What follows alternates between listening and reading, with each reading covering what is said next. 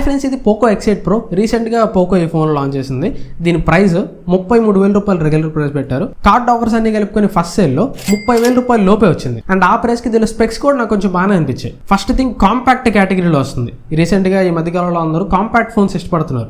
మరీ పెద్ద పెద్ద ఫోన్స్ ఎవరు ఇష్టపడట్లా. సో జనరల్ గా కాంపాక్ట్ ఫోన్స్ డిస్ప్లేస్ అన్ని 6.3 ఇంచ్ దగ్గరలో ఉంటాయి. దీని డిస్ప్లే సైజ్ మాత్రం అటు మరీ అంత చిన్నగా కాకుండా మరీ అంత పెద్దగా కాకుండా 6.59 ఇంచ్ తీసుకొని వచ్చారు. అండ్ మిగిలిన స్పెక్స్ కూడా ఇప్పుడు స్మార్ట్ ఫోన్ ప్రైస్ అన్ని పెరిగిపోతున్న సిచ్యువేషన్స్ లో 30,000 రూపాయల లోపు దీనిలో స్పెక్స్ నాకు చెక్ చేయడానికి వర్త్ అనిపించింది. సో అందుకే స్పెక్స్ బాగుంది, మంచి ప్రైసింగ్ లో లాంచ్ అయింది. బట్ రియల్ లైఫ్ లో ఎలా ఉంటుందని చెక్ చేయడానికి ఈ ఫోన్ కొన్నాను. ఈ రోజు వీడియోలో ఈ ఫోన్ రియల్ లైఫ్ లో ఎలా ఉంది, ఏమన్నా మేజర్ మైనస్ పాయింట్స్ ఉన్నాయా, ఏమన్నా మేజర్ డీల్ బ్రేకర్స్ ఉన్నాయా, ఎలాంటి వాళ్ళు ఈ ఫోన్ కొనొచ్చు, ఎలాంటి వాళ్ళు ఈ ఫోన్ కొనకూడదు, ఇలాంటి విషయాలంటి గురించి ఈ రోజు వీడియోలో క్లియర్ గా మాట్లాడుకుందాం. ఫస్ట్ ఫోన్ బాక్స్ నుంచి స్టార్ట్ చేసామంటే బాక్స్ లోనే అన్ని ప్రొవైడ్ చేస్తున్నారు, ఏది మిస్ చేయట్లేదు. Charger, USB cable, back case, pre plate screen guard అన్ని బాక్స్ లోనే వస్తున్నాయి. ఫోన్ బాక్స్ లో నుంచి బయట దిగానే మీరు ఏం వెతుకోవాల్సిన పర్లేదు. అండ్ కేస్ ఇది గ్రే కలర్ కేస్ ప్రొవైడ్ చేస్తున్నారు. ఈ కేస్ క్వాలిటీ అయితే బాగానే ఉంది, కాకపోతే కేస్ వేస్తే ఫోన్ లుక్ కొద్దిగా పాడవుతుంది. బెటర్ మీరు ఏదైనా ట్రాన్స్పరెంట్ కేస్ కొనుక్కుంటే ఫోన్ లుక్ పాడు చేయకుండా ఉంటుంది. అండ్ ఫోన్ ని ఫస్ట్ చేతిలో తీసుకోగానే దీని డిజైన్ నాకు చాలా బాగా నచ్చింది. వెనకాల బ్యాక్ ప్యానల్ మొత్తం వైట్ కలర్ లో, సైడ్ ఫ్రేమ్ మొత్తం సిల్వర్ ఫినిష్ లో, అండ్ ఈ కెమెరా రింగ్స్ మీరు అబ్జర్వ్ చేస్తే లోపల మొత్తం చుట్టూరా రెడ్ కలర్ లైన్ ఉంది. అండ్ ఈవెన్ పవర్ బటన్ చుట్టూ కూడా రెడ్ కలర్ లైన్ ఉంది. సో చూడడానికి లుకింగ్ వైజ్ అయితే ఇది చాలా బాగుంది. అండ్ ఈవెన్ బిల్డ్ క్వాలిటీ కూడా సాలిడ్ బిల్డ్ క్వాలిటీ ఉంటుంది. వెనకాలంతా గ్లాస్ ఉంటుంది. ఏం గ్లాస్ అనేది వీళ్ళని స్పెసిఫిక్ గా మెన్షన్ చేయట్లేదు. ఫ్రంట్ కార్నింగ్ గొరిల్లా గ్లాస్ 7 ఉంటుంది. చుట్టూ ఫ్రేమ్ అల్యూమినియం ఫ్రేమ్ తోటి వస్తుంది. వెయిట్ కూడా 202 గ్రామ్స్ ఉంది. ఇది మరీ తక్కువ వెయిట్ కాదు, అలా అని మరీ ఎక్కువ వెయిట్ కాదు. చేతిలో పట్టుకోవడానికి సాలిడ్ గా ఒక మంచి ఫ్లాగ్షిప్ ఫోన్ పట్టుకున్న ఫీల్ ఉంది. అండ్ ఫార్మ్ ఫ్యాక్టర్ కూడా మరీ పెద్దగా ఉండదు, మరీ చిన్నగా ఉండదు. చేతిలో పట్టుకోవడానికి కరెక్ట్ గా సరిపోద్ది. ఈవెన్ సింగిల్ హ్యాండ్ యూస్ కి కూడా కంఫర్టబుల్ గానే ఉంది. మీరు ఫింగర్ ప్రింట్ సెన్సార్ ఈజీగానే రీచ్ అవ్వచ్చు. డిస్ప్లే టాపిక్ కూడా ఈజీగానే రీచ్ అవ్వచ్చు. డిజైన్, ఫార్మ్ ఫ్యాక్టర్ దీనికి ఒక ప్లస్ పాయింట్ అని చెప్పాలి. అండ్ కెమెరా మాడ్యూల్ లోపల RGB లైటింగ్ ఉంటుంది. ఈ RGB లైటింగ్ అసలు లైట్స్ ఎలాగపోతే ఉన్నట్టు కూడా తెలియదు. ఇది ఆన్ చేసుకోవాలంటే సెట్టింగ్స్ లో బ్యాక్ లైట్ ఎఫెక్ట్స్ అని ఉంటుంది. దీంట్లోకి వెళ్ళి ఇక్కడ మీరు దీన్ని టర్న్ ఆన్ చేసుకోవచ్చు. లేదంటే ఇంకొక ఆప్షన్ కూడా ఉంటుంది, only when screen is face down అని. అంటే ఫోన్ ఇలా తిప్పేసి పట్టినప్పుడు మాత్రమే RGB లైట్ ఆన్ అవుతుంది. ఇది ఎందుకు పనికొస్తుంది అంటే నోటిఫికేషన్ LED లో పనికొస్తుంది. ఏదైనా ఇన్కమింగ్ కాల్స్ వస్తున్నప్పుడు, మెసేజెస్ వస్తున్నప్పుడు నోటిఫై చేయడానికి ఇది పనికొస్తుంది. కొంతమంది నాలాంటి వాళ్ళు ఫోన్ సైలెంట్ లో పెట్టి మళ్ళీ రింగ్ మోడ్ లోకి మార్చడం మర్చిపోతారు. అలాంటప్పుడు ఇలాంటి నోటిఫికేషన్ LEDs బాగా పనికొస్తాయి. అండ్ ఈవెన్ మీరు ఏదైనా మ్యూజిక్ వింటున్నప్పుడు కూడా మ్యూజిక్ కి తగ్గట్టు కూడా ఇది వెలుగుతుంది. అండ్ యాప్ నోటిఫికేషన్స్ కి కస్టమైజ్డ్ కలర్స్ మీరు సెట్ చేసుకోవచ్చు. వాట్సాప్ కి కలర్ రావాలి, టెలిగ్రామ్ కి కలర్ రావాలి, ఇలా కస్టమైజ్డ్ కలర్స్ కూడా మీరు సెట్ చేసుకోవచ్చు. కొన్ని కలర్ ఆప్షన్స్ ఉన్నాయి, white, red, yellow, blue, green, ఇలా కొన్ని కలర్ ఆప్షన్స్ ఉన్నాయి. వీటిలో నుంచి మీకు కావాల్సిన కలర్ మీరు సెట్ చేసుకోవచ్చు. ఇది కూడా ఒక మంచి ఎడిషన్ అని చెప్పాలి. అండ్ నోటిఫికేషన్స్ ఏదైనా వస్తున్నప్పుడు కూడా ఈ లైట్ కెమెరా చుట్టూరు వస్తుంది కాబట్టి చూడడానికి చాలా బాగుంది, క్లాసిక్ గా ఉంది. నెక్స్ట్ డిస్ప్లే, ఇది 6.59 ఇంచ్ 1.5K AMOLED డిస్ప్లే తోటి వస్తుంది. 120Hz రిఫ్రెష్ రేట్ సపోర్ట్ చేస్తుంది. HDR10+ సపోర్ట్ ఉంటుంది. డాల్బీ విజన్ కూడా సపోర్ట్ చేస్తుంది. అండ్ ఈ డిస్ప్లే ప్యానల్ కూడా 12-bit ప్యానల్. నార్మల్ గా జనరల్ గా ఫోన్స్ అన్నిట్లో 10-bit ప్యానల్స్ ఉంటాయి, బట్ దీంట్లో మాత్రం 12-bit ప్యానల్ ఉంటుంది. ఈ పోకో, రెడ్మీ, షామీ డిస్ప్లేస్ ఎప్పుడు బాగానే ఉంటాయి. One of the best displays వీళ్ళ ఫోన్ లో ఉంటాయి. ఏది మిస్ చేయరు, అన్ని ఉంటాయి. 12-bit ప్యానల్, డాల్బీ విజన్ అన్ని ఉంటాయి. సో డిస్ప్లే క్వాలిటీ కూడా చాలా బాగుంటుంది. డిస్ప్లేలో కలర్స్ కానీ, వ్యూయింగ్ యాంగిల్స్ కానీ ఎవ్రీథింగ్ టాప్ నాచ్ ఉంటాయి. అండ్ HDR వీడియో కూడా కంప్లీట్ సపోర్ట్ ఉంది. ఈవెన్ నెట్ఫ్లిక్స్ లో కూడా HDR వీడియో ప్లే చేస్తుంది. అండ్ యూట్యూబ్ లో HDR వీడియో ప్లే చేసేటప్పుడు బ్రైట్నెస్ 3300 నిట్స్ పైన బ్రైట్నెస్ అవుతుంది. అండ్ సన్లైట్ విజిబిలిటీ కూడా చాలా బాగుంది. పీక్ సన్లైట్ లో కూడా కంటికి ఎట్లాంటి ప్రాబ్లం లేకుండా డిస్ప్లే కనిపిస్తుంది. డిస్ప్లే కూడా ఒక మేజర్ ప్లస్ పాయింట్ అని చెప్పొచ్చు. అండ్ నెక్స్ట్ ఆడియో, ఇది స్టీరియో స్పీకర్స్ తోటి వస్తుంది. డాల్బీ అట్మాస్ సపోర్ట్ కూడా ఉంటుంది.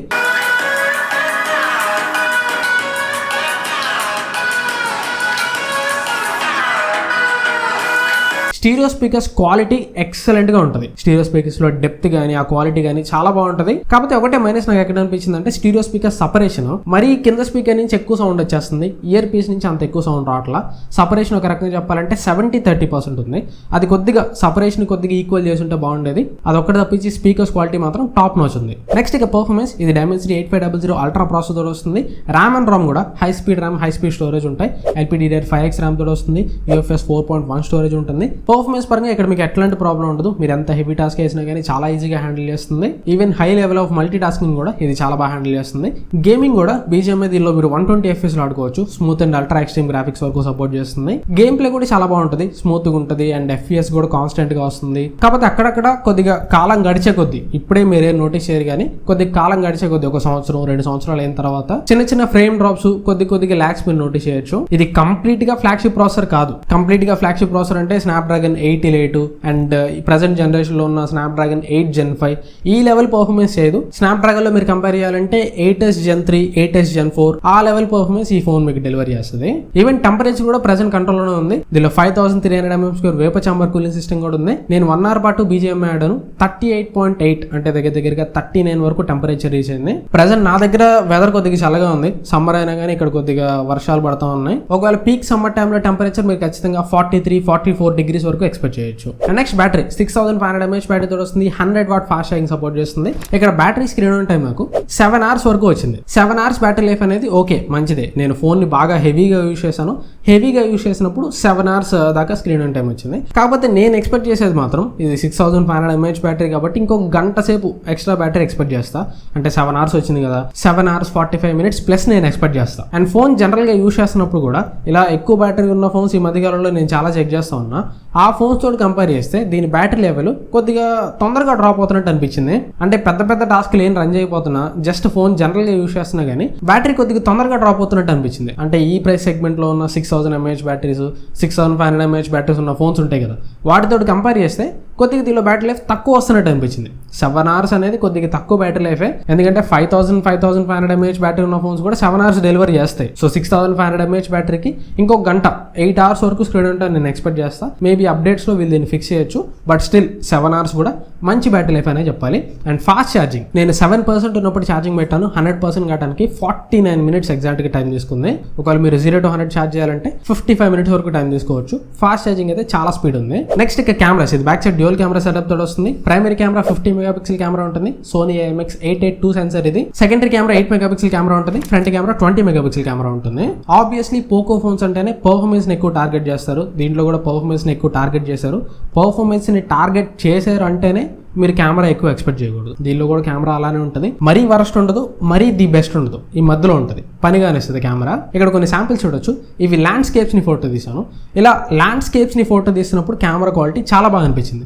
ఇవే లో లైట్కి వెళ్ళినా కానీ ఇక్కడ 3 కెమెరా శాంపిల్స్ చూడొచ్చు. ఇది ultra wide, main camera 1x, main camera 2x లో డిజిటల్ జూమ్ చేసి ఫోటో తీస్తుంది. 3 ఫోటోస్ చూడడానికి బాగానే ఉన్నాయి. సరే అల్ట్రా వైడ్ యాంగిల్ కెమెరా తీసేసినా కానీ ప్రైమరీ కెమెరా నుంచి క్యాప్చర్ చేసిన 2 ఫోటోస్ చూడడానికి చాలా బాగున్నాయి. ఫోటోని బ్రైట్ చేసి చూపించడానికి ట్రై చేస్తున్నాయి. సో ఇట్లా ల్యాండ్స్కేప్స్ ని ఫోటో తీసినప్పుడు మాత్రం దీని కెమెరా ఇంప్రెస్ చేస్తుంది. కానీ మనుషుల దగ్గరికి వచ్చేసరికి ఏదో ఫోటోని కొద్దిగా ఓవర్ ప్రాసెస్ చేసేస్తున్నట్టు అనిపిస్తుంది. ఇది ప్రైమరీ కెమెరా శాంపిల్. దీనిలో కలర్స్ బాగున్నాయి. డైనమిక్ రేంజ్ చాలా బాగుంది. ఆ స్కైస్ ని అక్కడక్కడ ఉన్న తెల్ల మబ్బుల్లో అబ్జర్వ్ చేయండి. డైనమిక్ రేంజ్ ఎక్సలెంట్ గా ఉంది. అంతా ఓవరాల్ ఇమేజ్ చూడడానికి చాలా బాగుంది. కానీ ఒకసారి నా ముఖం దగ్గరికి జూమ్ చేసి చూడండి, డీటెయిల్స్ పెద్దగా లేవు. అండ్ ఇది 2x శాంపిల్. ఇది కూడా సేమ్. ఫోటో మొత్తం చూడడానికి బాగుంది కానీ డీటెయిల్స్ ఇంకొద్దిగా షార్ప్ ఉండొచ్చు అనిపించింది. సో నార్మల్ ఫోటో చూడడానికి బాగానే ఉన్నాయి కానీ పోర్ట్రేట్ షాట్స్ డే లైట్ లో నాకు ఇంకా బెటర్ ఉంటే బాగుండదు అనిపించింది. అండ్ లో లైట్ లోకి వెళ్ళిపోయినా కానీ ఫోటోస్ చూడడానికి బాగుంటాయి, కలర్స్ బాగుంటాయి, కాకపోతే ఎక్కువ డీటెయిల్స్ ఉండవు. సేమ్ లో లైట్ లో పోర్ట్రేట్ షాట్స్ కూడా అంతే, చూడడానికి బాగానే ఉంటాయి కానీ డీటెయిల్స్ ఉండవు. అండ్ పోర్ట్రేట్ షాట్స్ లో కొద్దిగా ఆర్టిఫిషియల్ గా ఇంకా షార్ప్ చేయడానికి ట్రై చేస్తుంది కాబట్టి ఇక్కడ స్కిన్ టెక్స్చర్ కానీ డీటెయిల్స్ కానీ చూడడానికి ఇంకా దారుణంగా మారుతున్నాయి. And ultra wide angle camera day light లో, లో లైట్ లో ఓకే. 8 MP కెమెరా పర్ఫార్మెన్స్ ఎలా ఉంటుందో మీకు ఆల్రెడీ తెలిసిందే. And front camera day light లైనా లో లైట్ లైనా ఫ్రంట్ కెమెరా పర్లేదు, మంచి పర్ఫార్మెన్స్ చేస్తుంది. లో లైట్ లో ఎక్కువ ఇంప్రెస్ చేసింది నన్ను. లో లైట్ లో ఫ్రంట్ కెమెరా కొద్దిగా బ్రైట్ చేసి చూపించడానికి ట్రై చేస్తుంది.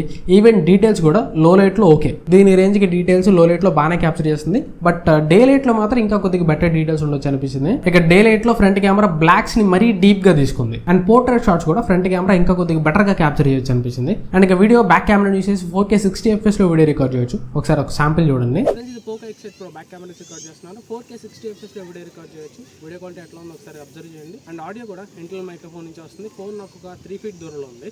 ఆడియో క్వాలిటీ ఎలా ఉందో ఒకసారి చెక్ చేయండి. అండ్ నడుస్తాను, స్టెబిలైజేషన్ చెక్ చేయండి. OS ఉంది, స్టెబిలైజేషన్ అయితే స్టేబుల్గానే ఉంటుంది, నాట్ ఏ ప్రాబ్లం. అండ్ అప్పుడప్పుడు నీళ్ళలో నుంచి ఎండ నా ముఖం మీద పడుతూ ఉంటుంది. సో అట్లాంటప్పుడు ఎక్స్పోజర్ ఎట్లా అడ్జస్ట్ చేసుకుంటుంది ఒకసారి గమనించండి. ఇక్కడ వీడియో క్వాలిటీ బాగుంది, ఎక్స్పోజర్ కంట్రోల్ కూడా బాగానే ఉంది. ఇక్కడ నా వెనకాల నుంచి లైట్ వస్తున్నప్పుడు మీరు అబ్జర్వ్ చేయండి, మరి ఎక్స్పోజర్ ఓవర్ అయిపోవడం అలా ఏం లేదు. ఎక్స్పోజర్ కంట్రోల్ బాగా తీసుకుంది. వీడియో క్వాలిటీ డే లైట్ లో యాక్సెప్ట్ చేయొచ్చు, బాగుంది. లో లైట్ లో కూడా కొంచెం లైటింగ్ ఉంటే వీడియో క్వాలిటీ బాగుంది, ఖచ్చితంగా వీడియో యాక్సెప్ట్ చేయొచ్చు. వీడియో చూడడానికి బాగుంది, వీడియోలో నాయిస్ తక్కువ ఉంది. ఈవెన్ డీటెయిల్స్ కూడా కొద్దిగా లైటింగ్ బాగుంటే బాగానే ఉన్నాయి. మరీ లో లైట్ లోకి వెళ్ళిపోతే అప్పుడు కొద్దిగా పూర్ పర్ఫార్మెన్స్ చేస్తుంది. ఫ్రంట్ కెమెరా వీడియో మాత్రం ఓన్లీ 1080p 60 FPS లో మాత్రమే రికార్డ్ చేయొచ్చు. ఫ్రంట్ 4K ఆప్షన్ లేదు. ఫ్రంట్ కూడా 4K ఆప్షన్ ఇచ్చుంటే బాగుండేది అనిపించింది. ఈ 1080p వీడియో చూడడానికి బాగానే ఉంటుంది, కాకపోతే డే లైట్ లో కూడా వీడియో ఇంకా కొద్దిగా బెటర్ ఉంటే బాగుండేది అనిపించింది.